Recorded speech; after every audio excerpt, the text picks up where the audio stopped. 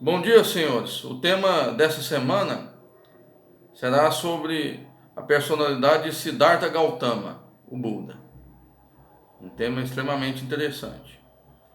Antes de começar esse tema, quero anunciar aos senhores a Ordem Rosa Cruz, a AMOR, que é a antiga e mística Ordem Rosa Cruz, que é uma organização místico-filosófica dividida por jurisdições idiomáticas. Ela não tem finalidades econômicas, culturais, educacionais e a política. Ela tem a busca de promover o aperfeiçoamento do ser humano por meio de despertar de seus poderes interiores, ou seja, o próprio conhecimento de si mesmo, conforme os ensinamentos de Sócrates, a fim de que tenhamos uma vida mais plena e integral. A Ordem Rosa Cruz, ela conserva um conjunto de técnicas milenares, há mais de 1350 anos antes de Cristo, iniciadas pelo faraó Akhenaton nas escolas de mistérios do Antigo Egito. Mas essas técnicas, elas sempre estão sendo atualizadas, comprovadas pelo tempo e capazes de promover o despertar do ser humano. A Morgue ela entrega em seus quadros todas as raças, credos, posições sociais e ambos os sexos, em clima de perfeita liberdade de consciência, de pensamento. E ela tem um escopo de auxiliar o ser humano no seu desenvolvimento do poder mental, para conquistar os seus objetivos não só de âmbito material, mas sobretudo os objetivos espirituais, que são os mais importantes em nossa vida, que são os objetivos que se dedicam aos Rosa Cruz. A Ordem Rosa Cruz, a MORC, ela tem a sede aqui no Brasil, em Curitiba, no Paraná, no bairro do Bacaxeri, e conta com diversos edifícios no estilo egípcio, que formam um atrativo ponto turístico. No Brasil, a MORC ela é a sede mundial das atividades Rosa Cruz, para todos os países que possuem a língua portuguesa como idioma oficial. E ela ainda comporta a Morada do Silêncio, que é um local adequado para o retiro e harmonização com seu mestre interior, que se localiza em Quatro Barras, no Paraná, localizado em um local conhecido como Chamidé da Serra, em plena Mata Atlântica. E para que a pessoa ela seja filiada à Rosa Cruz, ela deve preencher um questionário no próprio site da AMORC. Ela tem que acessar o link Afilie-se, e lá nesse link ela deve preencher um questionário, mandar para a grande loja, e depois de cerca de uma semana, ou ela tem um tempo maior, ela vai receber por e-mail a resposta, se seu pedido de filiação foi aprovado ou não. Após essa explanação sobre a Ordem da Rosa Cruz, quero anunciar também aos senhores o curso de Sistema Piramidal, que é feito um encontro por Skype ou por vídeo chamado, em que um candidato é ensinado técnicas de estudo, ou seja, quais as matérias mais importantes do edital, quais pontos de cada disciplina mais importantes, o que estudar, qual a estratégia de estudo, como montar um cronograma semanal de estudos, como estudar, se é por metas ou por horário de estudo, bem como é fornecido ao candidato excelente material de apoio, que eu utilizei em minhas últimas aprovações. E também é fornecido ao candidato as referências bibliográficas. Esse sistema piramidal é um curso muito bom para o candidato que queira acelerar a sua trajetória rumo à aprovação, para que não perca tempo com estudos desnecessários.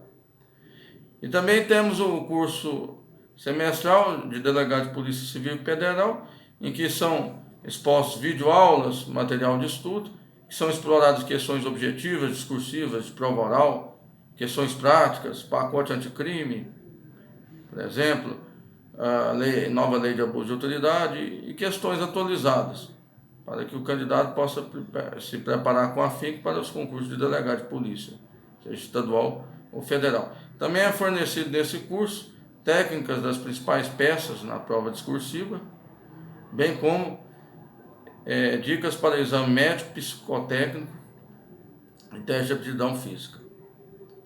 Após essa breve explanação, peço aos senhores que se inscrevam em nosso canal e também que comentem esse vídeo que vou apresentar aos senhores para que seja acirrado o debate. Esse vídeo tem natureza filosófica. Geralmente postamos vídeos que têm natureza jurídica e outros com caráter filosófico e outros temas para que o nosso canal seja diversificado.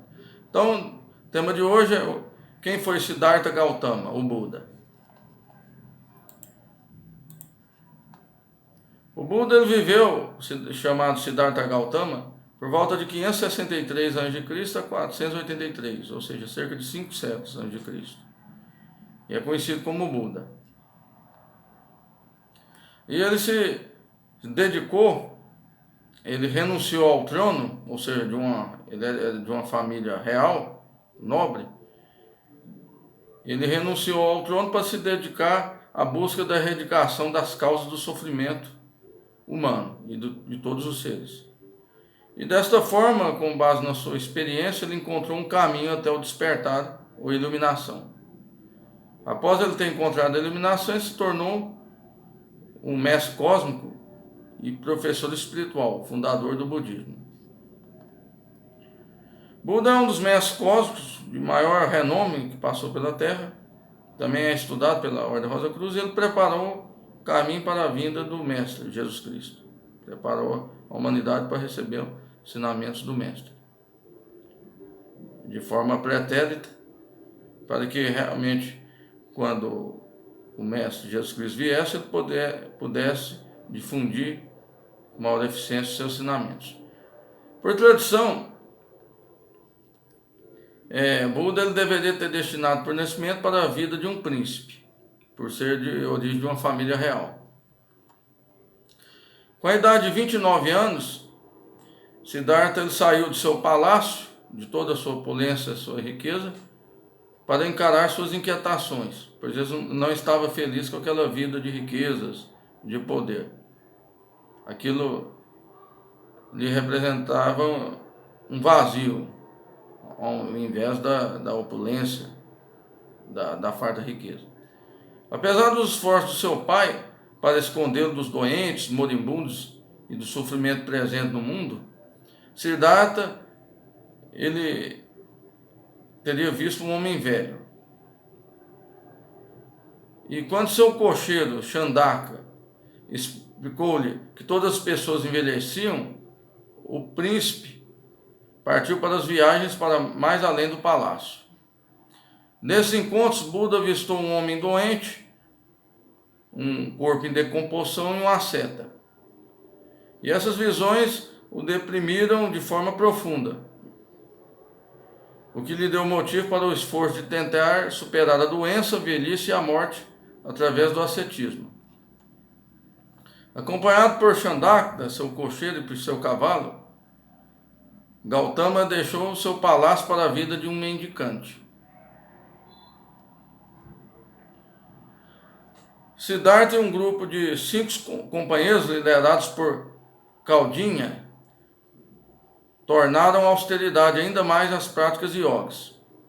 Eles tentaram inicialmente encontrar iluminação através da privação dos bens materiais, incluindo a alimentação, praticando a automortificação. Deste modo, depois de quase passar fome até a morte, restringida a sua ingestão de alimentos para cerca de 1 folha por dia, ele caiu em um rio durante um banho e quase se afogou. Siddhartha começou a reconsiderar o seu caminho. Então lembrou-se de um momento da infância em que tinha estado a observar seu pai arar o campo. Ele atingiu um estado concentrado, focado, feliz e abençoado, o jhana. Então, após o Buda ter alcançado o estado meditativo do jhana, Gautama estava no caminho certo para a iluminação. Mas o seu ascetismo extremo não funcionou, e Gautama descobriu que os budistas chamaram de caminho do meio, ou seja, o caminho para a moderação, afastado dos extremismos, da autoindulgência e da automortificação. Ou seja, não adiantava ele se automortificar, que isso seria um exagero. Ou seja, ele deveria buscar um ponto de equilíbrio entre a saúde física e mental para que pudesse alcançar a iluminação. E um famoso incidente, depois de ter ficado extremamente fraco devido à fome, ele aceitou o leite pudim de arroz de uma garota chamada Sujata. Seguido esse incidente, o Gautama sentou-se sob uma árvore conhecida agora como a árvore de Bodhi, o Bodhi Gaya, e jurou nunca mais se levantar enquanto não tivesse encontrado a verdade, a iluminação. Seu companheiro Kaudya e outros 4 companheiros, acreditando que ele tinha abandonado a sua busca e se tornado um disciplinado, o deixaram para trás. Após 49 dias de meditação e com a idade de 35 anos, Buda alcançou a iluminação espiritual. Segundo algumas tradições, isso ocorreu em aproximadamente 15 meses lunares, enquanto que, de acordo com outras tradições, o fato ocorreu em 12 meses. Desde esse tempo, Gautama ficou conhecido por seus seguidores como Buda, termo derivado do Pali, Buda, que significa desperto, iluminado, o que compreendeu, o que sabe. E ele é frequentemente referido dentro do budismo como Shakyamuni Buda. Essa terminologia é até mesmo difícil de expressar nesse idioma do sânscrito. O iluminado da tribo do Shakya, ou seja, outro termo pelo qual o Siddhartha se tornou conhecido pelos seus contemporâneos foi Sugata, termo Pali que traduzido significa feliz.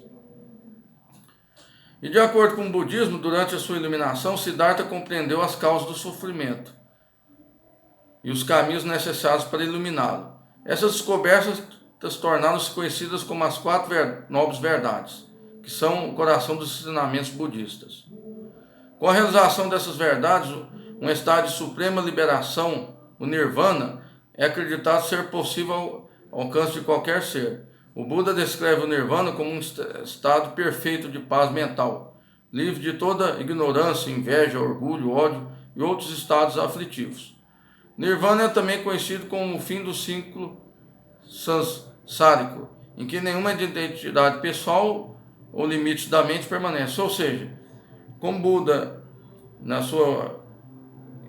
nessa encarnação pela Terra, 5 anos antes de Cristo, ele alcançou o Nirvana, ele não precisava mais se reencarnar pela Terra, já que ele havia alcançado a perfeição. Ou seja, a reencarnação é um ciclo que é exigido para o aperfeiçoamento do espírito. É assim que ele atinge a plenitude, como Buda atingiu há 5 séculos antes de Cristo, não há necessidade de reencarnar mais na Terra, a não ser que seja para o cumprimento de uma nova missão. E de acordo com a história,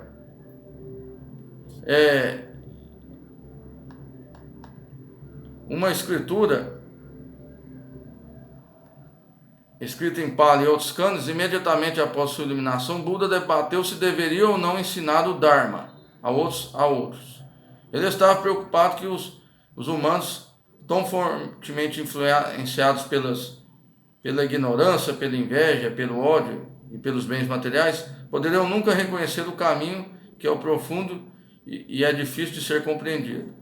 Não obstante, segundo o mito, Brahma Shampati tê-lo-ia convencido a ensinar a doutrina, argumentando que pelo menos alguns iriam entendê-la.